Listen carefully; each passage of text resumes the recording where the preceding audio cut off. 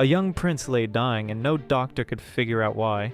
His body was perfectly healthy, but he was wasting away before everyone's eyes. Then Ibn Sina arrived. This 11th century Persian genius did something no other doctor had tried.